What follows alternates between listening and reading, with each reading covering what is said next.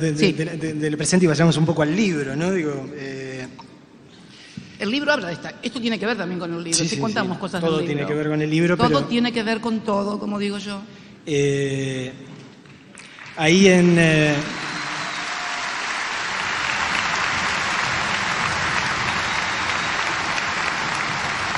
general, cuando los asociamos a ustedes, a Santa Cruz, tendemos a pensar en la parte en la que ya conocimos inevitablemente a partir de los medios, eso, cuando vos eras diputada, cuando Néstor ya era gobernador, etcétera, etcétera. Pero el libro nos ayuda a ponernos en contacto con una parte de la historia que no teníamos tan clara, ¿no? El hecho de que hayan venido a Santa Cruz de La Plata, donde estaban estudiando y donde Néstor se estaba recibiendo y vos todavía no te habías recibido, básicamente con una mano atrás y otra adelante, escapando de ese país anormal que estaba amaneciendo en el 76, ¿no? Es increíble, sí. La verdad que, bueno, mi vida, la de mis hijos, la de mi familia, la de Néstor, están indisolublemente ligados. Yo nací en La Plata y me enamoré de él. Bueno, nos vinimos para acá. Sí, la situación en aquellos días era irrespirable, no solamente en La Plata, en todo el país, pero en los centros urbanos con mucha actividad política universitaria, como La Plata, como Córdoba, eran lugares, eran casi como blancos móviles los que había, ¿no? Así que nos vinimos por acá y sí, en este Río Gallegos vinimos y en un país anormal, en un país donde no había gremios, no había actividad sindical, estaban todos los gremios intervenidos, habían desaparecido comisiones de delegados en las fábricas internas completas, estaba prohibida la actividad política, no había parlamento, no había política. Se produjo la apertura de las importaciones, nos abrimos al mundo, como dicen. O sea, no había sindicalistas, no había políticos, y terminamos en Malvinas y con un endeudamiento feroz. Esto digo, ¿saben qué? Para que hagamos el ejercicio de los que nos quieren convencer que el problema son los sindicatos y la política. El problema siempre fue la economía, mis queridos compatriotas. Siempre, siempre. Y ahora, es cierto, y vinimos aquí en medio de una situación grave. Bueno, habíamos estado presos antes del golpe con Néstor acá, con otro compañero, querido compañero que no está más, Cacho, que quiero recordarlo porque es un viejo compañero.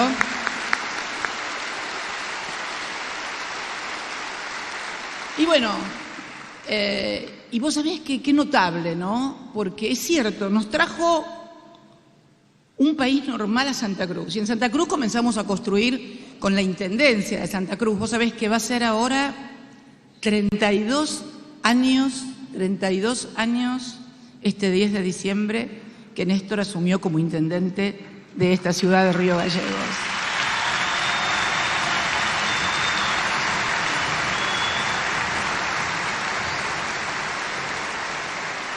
Y de acá partimos. Néstor hizo una intendencia espectacular. Gallegos era una preciosura, como había quedado con sus lucecitas. Bueno, como sus lucecitas y sus rotondas, la rotonda de Barc. Vos sabés que de la municipalidad hicimos la rotonda de Barc, la rotonda original esta que todavía es la distribuidora donde está el monumento a Malvinas. Hicimos el monumento, creo que el monumento a Malvinas que hizo Néstor como intendente en Río Gallegos debe haber sido el segundo o tercero de todo el país, porque Malvinas estaba oculta, no la querían mostrar. Y ahora tampoco. Y ese monumento hermoso que hay acá con la llama votiva, que fue objeto de concurso, hicimos un concurso para que compitieran artistas para el diseño y bueno, y está ese hermoso monumento. Recuerdo todo eso con mucho cariño, con mucha con mucha labor artesanal. Néstor era obsesivo en la municipalidad. Todos los días después de comer salía en el auto enfermamente, yo acompañándolo además, ¿viste? Así que éramos dos enfermos en todo caso, a recorrer la ciudad para ver dónde había un foco roto, dónde había un problema, y después lo llamaba al secretario de Obras Públicas y lo volvía loco. Y era una cosa muy de poder ver lo que uno hacía y disfrutarlo.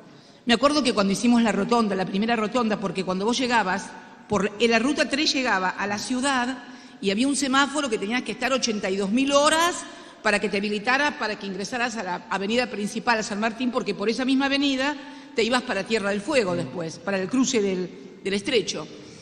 Y entonces había que solucionar hacer una rotonda. Hicimos esa rotonda y el miedo nuestro era, ¿será buena la rotonda? ¿No se matarán porque hicimos las cosas mal? ¿La habrán proyectado bien?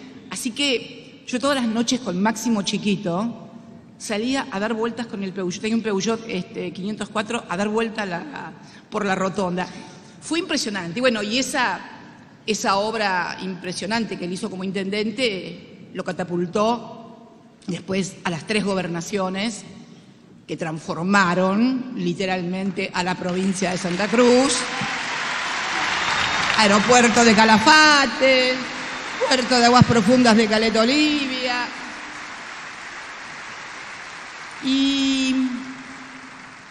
Y bueno, y lo terminaron catapultando, así como de la municipalidad para la gobernación y la gobernación para la presidencia.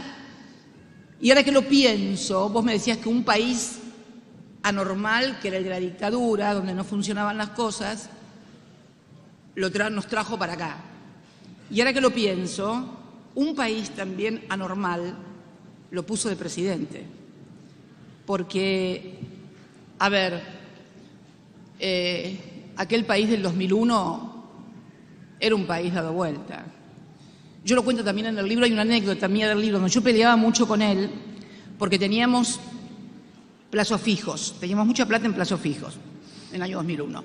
Y ya nos había pasado en el año 89, si mal no recuerdo, 89-90, el famoso Plan Bonex 89. El Plan Bonex fue un plan que se hizo cuando Herman González era ministro de Economía de Menem. En realidad lo planificó Cavallo y el que puso la cara fue Herman González, esta es la verdad, donde el Estado se quedó con toda la plata de los plazos fijos de la gente porque no había plata para devolverlos, obviamente pagaban unas tasas monumentales, no se lo devolvieron y le dieron papelitos a la gente, bonos, los Bonex 89, para que algún día lo cobraran. Y nosotros, que no teníamos necesidades económicas, guardamos esos papelitos. Cuando vino el vencimiento los cobramos y ganamos muy buena plata. Pero bueno, esto había pasado en el año 89, en medio de una crisis muy grande. Alfonsín había terminado anticipadamente su gobierno, había tenido que entregar el poder, hiperinflación del 89, brutal en la intendencia la hiperinflación. Después vino en el 90 hubo otra hiper y terminó. Bueno, estábamos en el horno. La cuestión es que llega el año 2001. Néstor ya iba por su tercera gobernación. Y también siempre con los plazos fijos de vuelta. Pero yo esta vez era legisladora nacional. Y yo veía en el Parlamento que, digo, esto no va a terminar bien. Están pagando tasas los bancos monumentales. ¿De dónde va a haber plata para devolver todo este dinero? Y después hubo un proyecto de ley, que fue el proyecto de ley de intangibilidad de los depósitos, en donde había una ley que te declaraba que te iban a devolver la plata. Yo digo, nadie que te va a devolver la plata te lo dice por ley, te la devuelven y punto.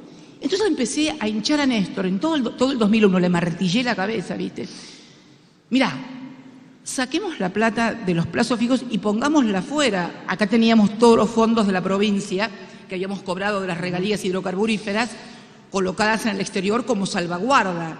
para que no nos pasara lo del 89. Ahora fíjate vos, el tipo había sacado, el tipo era Néstor, el tipo había sacado la plata de la provincia afuera para tenerla a resguardo, pero la de él la había dejado acá. Y yo digo, ¿pero no viste las tasas que están pagando? Me decía, y claro, pagaban unas tasas monumentales, pero no te la van a devolver. Y me dice, vos estás loca, me dice, si no devuelven esto se incendia el país, se cae todo, me dice, porque él era el que sabía economía, él, todo, bueno, dale, que bueno. Y se incendió nomás. Se incendió. Durante una semana entera le estuve diciendo, te lo dije, te lo dije, Pobre ministro. te lo dije. Bueno, estaba, pobre, estaba muy mortificado, pero bueno, y digo esto porque el país anormal es este país de las tasas donde conviene mucho más tener un plazo fijo que invertir para producir, para comerciar o para cualquier otra cosa. ¿Y eso cuánto dura? Eso finalmente termina... ¿Y eso cómo termina? Claro. Eso termina siempre, pero aparte en nuestra propia historia no hay que ser economista, no hay que ser un gran político para poder ver eso.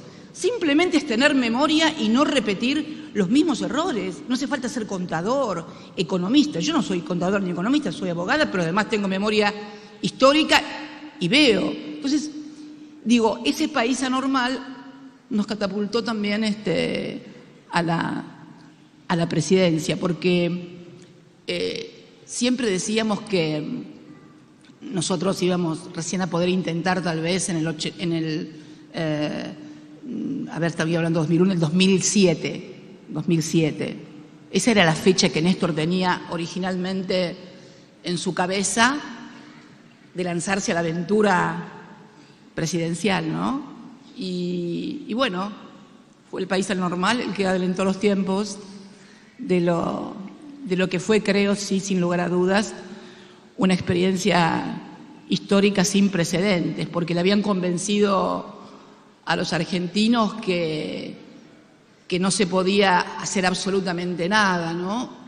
Si vos me decís qué diferencia hay entre aquel país y este, yo te diría, por ejemplo, que allá en el año 2001 gritaban que se vayan todos. ¿Por qué? Porque había habido mucha expectativa, mucha esperanza en lo que es en lo que fue la alianza, en la política. Bueno, y el fracaso era como que había fracasado lo anterior, había fracasado esto, pero vos imaginate a qué punto se manipulaba que, pese a lo que había pasado en el 2001, si vos sumás los votos de López Murphy y de Menem, habían llegado al 41, 42. En cambio, en esta etapa, después de 12 años y medio de gestión, donde probamos, porque probamos que se podía estar sin el Fondo Monetario Internacional monitoreando la economía, porque pagamos además, le pagamos al fondo uno arriba del otro. Y era deuda que no habíamos tomado nosotros. Vos sabés que nosotros pagamos toda la deuda que nunca habíamos contraído, inclusive cuando reestructuramos la deuda con la quita, que también fue una quita histórica porque nunca nadie había reestructurado la deuda con una quita de las características que logró Néstor. Realmente te das cuenta de que cómo le meten cosas en la cabeza. ¿Y cuál es la diferencia? En aquel momento yo estoy segura que nadie creía que se podía hacer algo sin el fondo o que se podía reestructurar con quita y demás. Y la ventaja es que hoy hay una porción muy importante ya de la población que sabe que ese país es posible y que pugna, en definitiva, por persuadir a los que todavía, porque les enferman de odio la cabeza, porque los ponen violentos, piensan que es bueno seguir perdiendo el trabajo, que es bueno no llegar a fin de mes, que con tal de que no esté fulanito o menganita, o que no estén los peronistas o los kirchneristas. Yo digo, basta con todo esto. A ver, Si no te gusta la política, por lo menos pensá en tus hijos. Yo quiero que mis hijos y mis nietos se queden a vivir en la República Argentina y que este sea el futuro. No sé, seguí siendo antiperonista si querés, pero que los pibes tuyos y tus nietos se puedan quedar a vivir acá, en tu país, en su patria. Me parece, digo, ¿no? Yo creo que